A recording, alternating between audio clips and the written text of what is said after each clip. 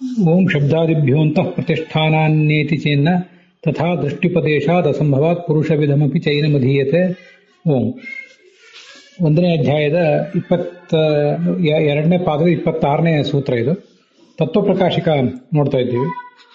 ಅದರಲ್ಲಿ ಅನೇಕ ವಾಕ್ಯಗಳು ಅವು ಎಲ್ಲಿಂದ ಬಂದಿವೆ ಏನು ಅನ್ನೋದನ್ನೆಲ್ಲ ನಾವು ನೋಡ್ಲಿಕ್ಕೆ ತೊಡಗಿದ್ವಿ ಕಳೆದ ದಿವಸ.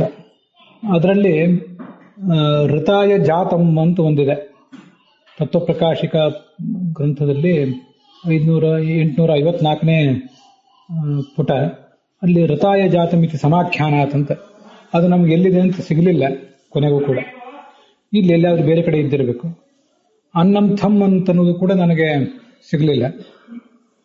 ಅಗ್ನಿರ್ದೇವಾನ ಮುಖಂ ಅಂತಿದೆಯಲ್ಲ, ಅಗ್ನಿರ್ದೇವಾನ ಮುಖಂ ಅಂತ ಅನ್ನೋದು ಶ್ರುತಿ ಎಲ್ಲಿದೆ ಅಂತ ನನಗೆ ಸ್ಪಷ್ಟವಾಗಿ ಸಿಗಲಿಲ್ಲ.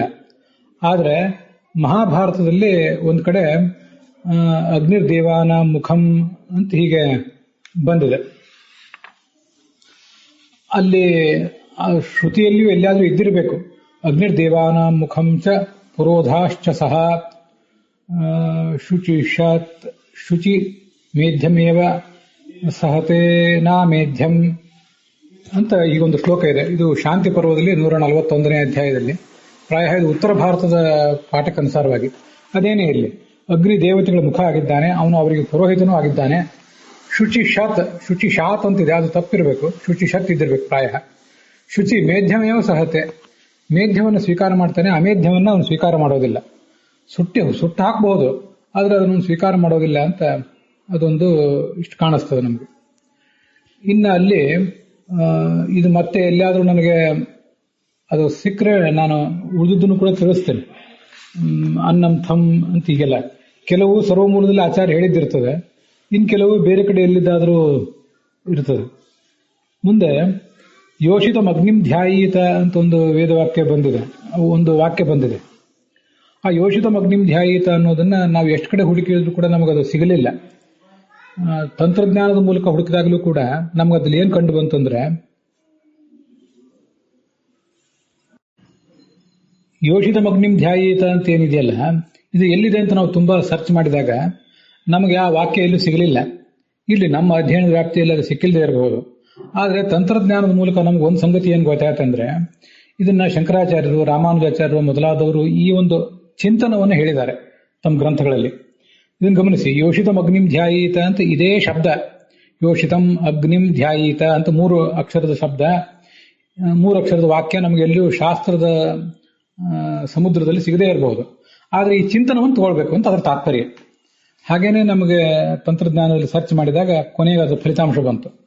ಆದ್ರಿಂದ ಯೋಷಿತಂ ಅಗ್ನಿಂ ಧ್ಯಾಯೀತ ಅನ್ನೋದು ಏನು ವೇದ ಒಂದು ವಾಕ್ಯ ಅಲ್ಲಿ ಕೊಟ್ಟಿದ್ದಾರೆ, ಅದ್ರ ಕೆಳಗಡೆ ಈ ವಾಕ್ಯ ಸಿಕ್ತಿಲ್ಲ, ಆದರೆ ಇದರ ಚಿಂತನವನ್ನು ಮಾತ್ರ ನಾವು ತಗೊಳ್ಬೇಕು. ಚಿಂತನವನ್ನು ತಗೊಂಡ್ರು ಸಾಕು. ನಮ್ಗೆ ಇಲ್ಲಿ ಸದ್ಯ ಬೇಕಾಗಿರೋದು ವಾಕ್ಯ ಮುಖ್ಯ ಅಲ್ಲ, ಚಿಂತನ ಮುಖ್ಯ ಅಂತ ಅದ್ರ ಬಗ್ಗೆ ನಮಗೆ ಫಲಿತಾಂಶ ಸಿಕ್ತು. ಅದನ್ನ ಹೇಳಿದ್ದೇನೆ. ಇದಾದ್ಮೇಲೆ ಪ್ರಥಮ ಇತಿ ಶಬ್ದ ವಿಧಿ ಸಮಾಪ್ತವು ದ್ವಿತೀಯಸ್ಯ ಉಪಾಸೀತ ಇತ್ಯನ್ವಯ ಅಂತ 2 ವಾಕ್ಯ ಕಳೆದ ದಿವಸ ಪಾಠದ ಕೊನೆಗೆ ನಾವು ನೋಡಿದ್ದೇವೆ.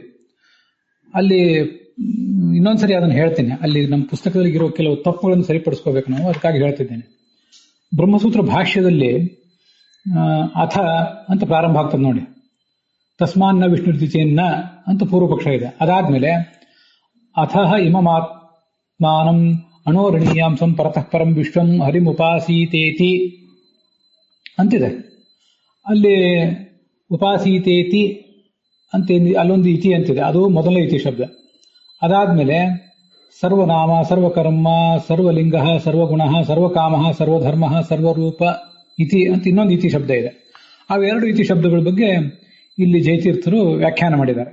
ಮೊದಲನೇ ಇತಿ ಶಬ್ದಕ್ಕೆ ವಿಧಿ ಸಮಾಪ್ತಿ ಅಂತ ಅರ್ಥ. ವಿಧಿ ಅಂದ್ರೇನು? ಹರಿಂ ಉಪಾಸೀತ ಅನ್ನೋದೊಂದು ವಿಧಾನ. ಆ ವಿಧಾನ ಅನ್ನೋದು ಅಲ್ಲಿ ಸಮಾಪ್ತವಾಗಿದೆ. ಉಪಾಸೀತ ಇತಿ ಎಂಬಲ್ಲಿಗೆ ವಿಧಿ ಸಮಾಪ್ತವಾಗಿದೆ.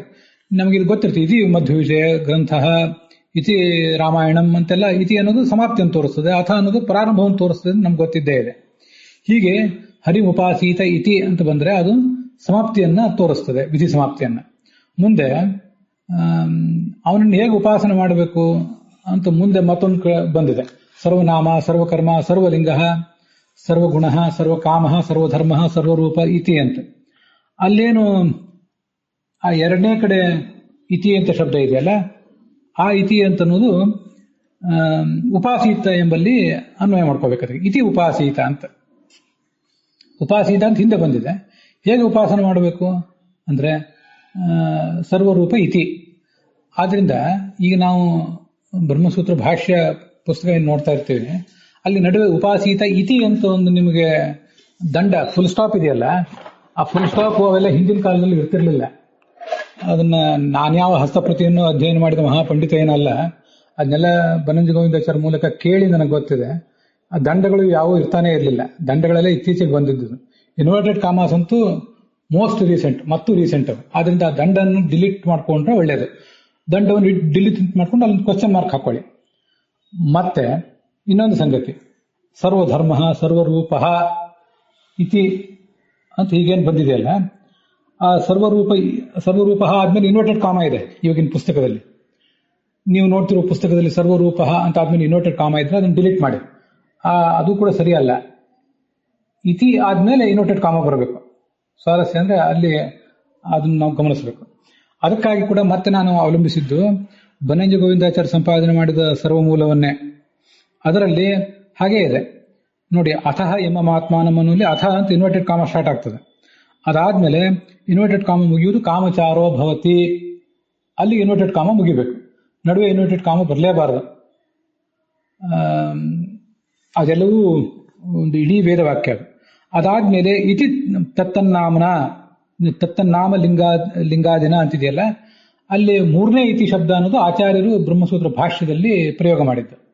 ಅದು ಸರ್ವ ವೇದವಾಕ್ಯಕ್ಕಿಂತ ಹೊರತಾದದ್ದು. ಅದಕ್ಕೆ ನಡುವೆ ಬರುವಂತಹ ಎರಡು ಇತಿಗಳು, ಹರಿಮುಪಾಸೀತ ಇತಿ ಅನ್ನೋದು ವಿಧಿ ಸಮಾಪ್ತಿ, ಸರ್ವರೂಪ ಇತಿ ಅನ್ನೋದು ಉಪಾಸೀತ ಇತಿ ಅಂತ. ಆದ್ರಿಂದ ಹೇಗಿರ್ಬೇಕು ಅಂದ್ರೆ ಟೋಟಲ್ ವಾಕ್ಯ, ಅತಃ ಇಮಮಾತ್ಮಾನ ಮನೋರಣೀಯಾಂ ಸಂಪರತಃ ಪರಂ ವಿಶ್ವಂ ಹರಿಮುಪಾಸೀತ ಸರ್ವನಾಮ ಸರ್ವಲಿಂಗ ಸರ್ವಗುಣ ಸರ್ವಕಾಮ ಸರ್ವಗಂಧ ಸರ್ವರೂಪ. ನಡುವೆ ಉಪಾಸೀತ ಆದ್ಮೇಲೆ ಇರೋ ದಂಡನ್ನು ತೆಗೆದುಹಾಕಿಬಿಡಬೇಕು. ಸರ್ವರೂಪ ಇತಿ ಉಪಾಸೀತ ಹರಿಂ, ಹರಿಯನ್ನು ಸರ್ವರೂಪ ಎಂಬುದಾಗಿ ಉಪಾಸನೆ ಮಾಡಬೇಕು ಅಂತ ಒಟ್ಟು ಆ ವಾಕ್ಯದ ಅರ್ಥ. ಆದ್ರಿಂದ ನಾನೀಗ ಅದನ್ನು ಗೋವಿಂದಾಚಾರ್ಯ ಪುಸ್ತಕ ನೋಡಿ ಹೇಳಿದೆ, ಅಲ್ಲಿ ಸರ್ವರೂಪ ಅದಾದ್ಮೇಲೆ ಇನ್ವರ್ಟೆಡ್ ಕಾಮ ಇಲ್ಲ, ಅದಿರುವುದು ಭವತಿ ಆದಮೇಲೆ ಅನ್ನೋದನ್ನು ಗಮನಿಸಿ ನಿಮ್ಮ ಪುಸ್ತಕದಲ್ಲಿ ತಿದ್ದುಕೊಳ್ಬೇಕು. ಭವತಿ ಇತಿ ಅಂತೇನಿದೆಯಲ್ಲ, ಭವತಿ ಆದ್ಮೇಲೆ ಇರುವಂತಹ ಈ ಮೂರನೇ ಇತಿ ಶಬ್ದ ಅದು ಆಚಾರ್ಯ ಪ್ರಯೋಗ ಮಾಡಿದ್ದು, ಶ್ರುತಿಯ ಭಾಗ ಅಲ್ಲ. ಇಲ್ಲಿ ಹರಿಮುಪಾಸೀತ ಸರ್ವರೂಪ ಇತಿ ಅಂತ ಆದ್ಮೇಲೆ ಸಯ ಏವಮೇವಮಾತ್ಮಾನಂ ಅಂತಲ್ಲಿ ಮತ್ತೆ ಇನ್ವರ್ಟೆಡ್ ಕಾಮ ಇದೆ. ಆ ಇನ್ವರ್ಟೆಡ್ ಕಾಮ ಬೇಡ. ಅದು ಯಾಕಂದ್ರೆ ಅದು ಅಥ ಅಲ್ಲೊಂದು ಇನ್ವರ್ಟೆಡ್ ಕಾಮ ಸ್ಟಾರ್ಟ್ ಆಗಿದೆ, ಭವತಿ ಅನ್ನುವಲ್ಲಿಗೆ ಅದು ಮುಕ್ತಾಯ ಕಾಣ್ತದೆ. ಅದರಿಂದ ನಡುವೆ ಮತ್ತೊಂದು ಇನ್ವರ್ಟೆಡ್ ಕಾಮ ಬೇಡ.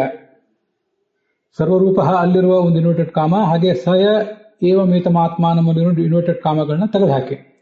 ಇಲ್ಲದೆ ಹೋದ್ರೆ ಇತಿ ಅಂತ ನಡುವೆ ಒಂದು ಸಿಕ್ಕಿಬಿದ್ದಿದೆಯಲ್ಲ, ಸರ್ವರೂಪ ಆದ್ಮೇಲೆ ಸಯ ಏತಮೇವಂ ಅದಕ್ಕಿಂತ ಮುಂಚೆ ಆ ಇತಿ ಶಬ್ದ ಅನ್ನೋದು ವೇದವಾಕ್ಯದ ಭಾಗ ಅಲ್ಲ ಅಂತ ಆಗ್ತದೆ. ಅದು ವೇದವಾಕ್ಯದ ಭಾಗ ಅಲ್ಲ ಅಂತ ಆದ್ರೆ ಅದಕ್ಕೆ ಸರಿಯಾದ ವ್ಯಾಖ್ಯಾನ ಹೇಳಲಿಕ್ಕೆ ಬರೋದಿಲ್ಲ, ಅದು ಅನನ್ವಿತ ಆಗಿ ಹೋಗ್ತದೆ. ಒಟ್ಟಾರೆ ನಾವು ಇಡೀ ವಾಕ್ಯದ ಆಕಾಂಕ್ಷೆ ಮಾಡುವಾಗ ಇತಿ ತತ್ತನ್ನಾಮ ಲಿಂಗಾದಿನ ಅದು ಆಚಾರ್ಯರ ವಾಕ್ಯದಲ್ಲಿ ಸೇರಿದ್ದು ಹೌದು. ಈ ಮೊದಲನೇ ಇತಿ ಶಬ್ದಕ್ಕೆ ಏನ್ ಗತಿ ಅಂತ ಪ್ರಶ್ನೆ ಬರ್ತದೆ. ಮತ್ತೆ ಟೀಕಾದ ವಾಕ್ಯ ಗಮನಿಸಿ, ವಿಶ್ವಂ ಇದು ಉಪನಿಷದ್ ವಾಕ್ಯ, ಪೂರ್ಣಂ ಅಂತ ಅರ್ಥ. ಆರಾತ್ ಅಂದ್ರೆ ಸಮೀಪದಲ್ಲಿ ಅಂತ ಅರ್ಥ. ಆರಾತ್ ಅನ್ನೋದು ಉಪನಿಷದ್ ವಾಕ್ಯ, ಸಮೀಪೇ ಸ್ವಹೃದಯ ಅಂತ ಅರ್ಥ. ಪ್ರಥಮ ಇತಿ ಶಬ್ದ ಶ್ರುತಿಸ್ಥ, ಅದಕ್ಕೆ ವಿಧಿ ಸಮಾಪ್ತಿ ಅಂತ ಅರ್ಥ. ದ್ವಿತೀಯ ಇತಿ ಶಬ್ದಸ್ಯ ಶ್ರುತಿಸ್ಥಸ್ಯ ಉಪಾಸೀತ ಇತ್ಯನೇನ ಅನ್ವಯ. ಒಟ್ಟಾರೆ ಅಲ್ಲೂ ಮಾಡ್ತಿರೋದೆಲ್ಲವೂ ಕೂಡ ಅವರು ಉಪನಿಷತ್ತಿನಲ್ಲಿರೋ ಶಬ್ದಗಳಿಗೆ ವ್ಯಾಖ್ಯಾನ. ನೀವು ಅದನ್ನು ಯುನೈಟೆಡ್ ಕಾಮಗಳನ್ನ ಆ ಕಡೆ ಈ ಕಡೆ ತಪ್ಪಿಸಿಬಿಟ್ರೆ ನಡುವೆ ಇರುವ ಇತಿ ಶಬ್ದ ಉಪನಿಷತ್ತಿನ ಭಾಗ ಅಲ್ಲ ಅಂತ ಆಗ್ತದೆ. ಅದು ಟೀಕಾವಾಕ್ಯಕ್ಕೆ ಹೊಂದಾಣಿಕೆ ಆಗೋದಿಲ್ಲ, ಸರಿಯಲ್ಲ ಅದು. ಪ್ರಕರಣ ಬಲಾಚ್ಚ ವೈಶ್ವಾನರಸ್ಯ ವಿಷ್ಣುತ್ವ ನಿಶ್ಚಯ. ಈ ಪ್ರಕರಣವನ್ನು ಗಮನಿಸಿದ್ರೂ ನಮ್ಗೆ ಗೊತ್ತಾಗ್ತದೆ ವೈಶ್ವಾನರ ಅಂದ್ರೆ ವಿಷ್ಣುವೇ ಅಂತ ಆಚಾರ್ಯರು ಭಾಷ್ಯದಲ್ಲಿ ವರ್ಣನೆ ಮಾಡಿದ್ದಾರೆ. ಅಲ್ಲಿ ಇನ್ನೊಂದು ವೇದವಾಕ್ಯದ ಅರ್ಥ ನಮಗೆ ಹೇಳಬೇಕಾಗಿತ್ತು. ಸಯ ಏತಮೇವಂ ಆತ್ಮಾನಂ ವಿಶ್ವಂ ಹರಿಂ ಆರಾತ್ ಅರಂ ಉಪಾಸ್ತೆ. ಅವನನ್ನ ಆರಾತ್ ಸ್ವಹೃದಯದಲ್ಲಿ ಅರಂ ಅಂದ್ರೆ ಅಲಂ ಚೆನ್ನಾಗಿ ಉಪಾಸನೆ ಮಾಡ್ತಾನೋ ಅವನಿಗೆ ತಸ್ಯ ಸರ್ವೇಷು ಲೋಕೇಶು, ಎಲ್ಲ ಲೋಕಗಳಲ್ಲೂ ಅವನು ಸಂಚಾರ ಮಾಡಬಹುದು.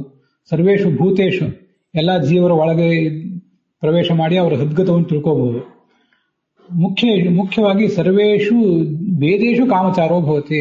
ತುಂಬಾ ಅದ್ಭುತವಾದದ್ದು. ಅಪರೋಕ್ಷ ಜ್ಞಾನಿ ಆದವನಿಗೆ ಉಪಾಸನೆ ಮಾಡ್ತಾನೆ ಅಂತ ಇಲ್ಲಿ ಬಂದಿದೆ. ಅವನಿಗೆ ಎಲ್ಲಾ ವೇದವಾಕ್ಯಗಳು ಅರ್ಥ ಆಗ್ತವೆ. ಗುರು ಪಾಠ ಮಾಡದೆ ಹೋದ್ರು ಕೂಡ ಅರ್ಥ ಆಗ್ತವೆ. ಅದು ಬಹಳ ಮುಖ್ಯ, ಅದನ್ನ ಗಮನಿಸ್ಬೇಕು. ಅದಂತೂ ನನಗೆ ತುಂಬಾ ಆಶ್ಚರ್ಯ ಕಾಣಿಸ್ತದೆ. ನಮ್ಮಂಥ ಒಬ್ಬ ಸಾಮಾನ್ಯರಲ್ಲಿ ಸಾಮಾನ್ಯರಾದವರಿಗೆ ಒಂದು ವೇದವಾಕ್ಯ ನೋಡಿದಾಗ ಸ್ಪಷ್ಟವಾಗಿ ವೇದವಾಕ್ಯ ಹೇಳಲಿಕ್ಕೆ ಬರೋದಿಲ್ಲ ನಮ್ಮಂಥವರಿಗೆ.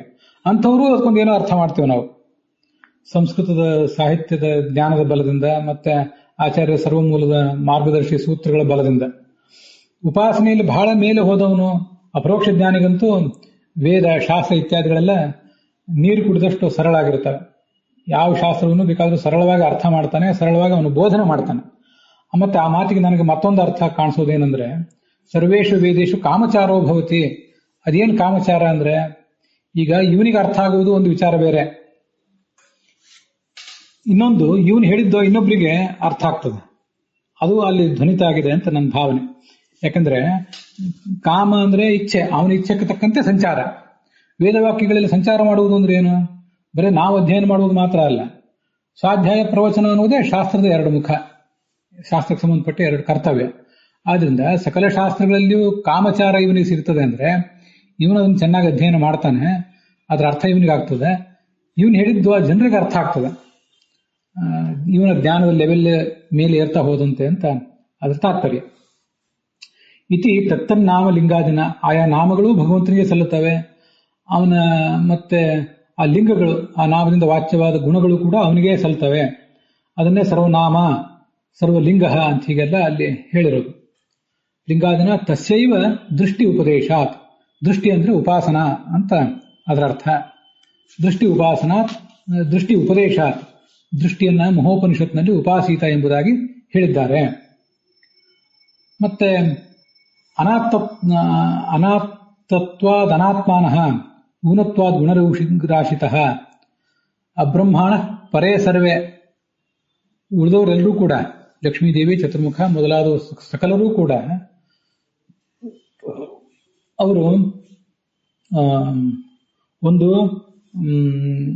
ಊನತ್ವಾದ್ ಗುಣರಾಶಿತಃ, ಅವರಲ್ಲಿ ಭಗವಂತನಲ್ಲಿರುವಷ್ಟು ಗುಣಪೂರ್ಣತೆ ಇಲ್ಲ.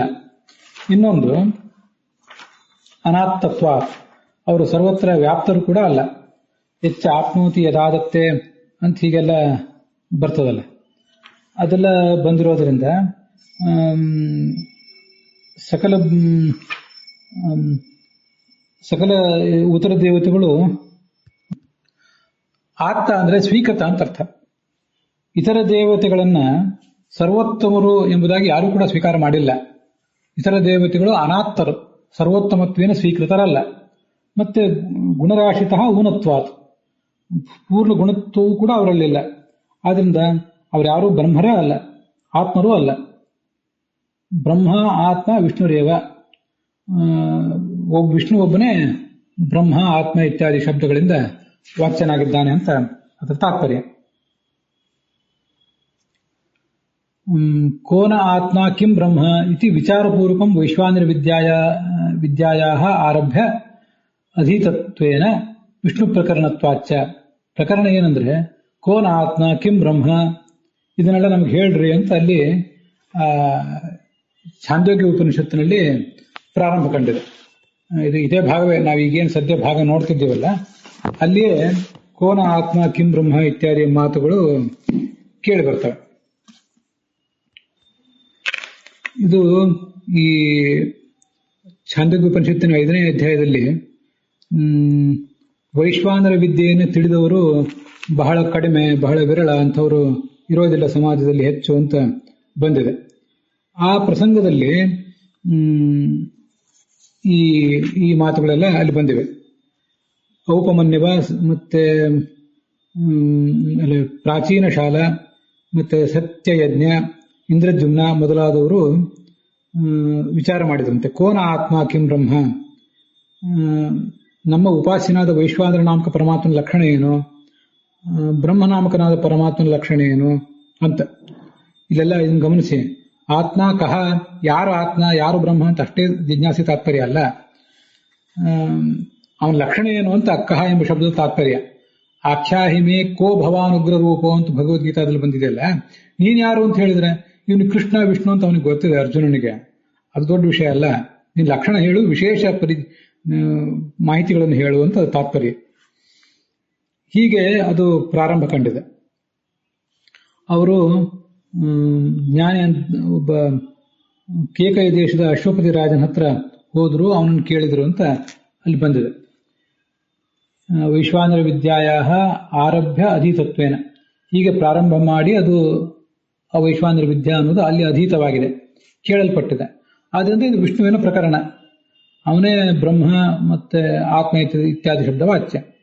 ಆದ್ದರಿಂದ ವೈಶ್ವಾನರೋ ವಿಷ್ಣುರೇವ ಇತಿ ನಿಶ್ಚಯೋ ಭವತಿ, ನಿಶ್ಚಯ ಹಾಗೆ ಆಗ್ತದೆ ಅಂತ ಅದರ ತಾತ್ಪರ್ಯ. ಅನಾಥತ್ವಾದಿತಿ ವಚನೇನ ವಿಷ್ಣೋರನ್ಯೇಷಾಂ ಆತ್ಮತ್ವಾದ್ಯಸಂಭವಾದಿತ್ಯರ್ಥಃ.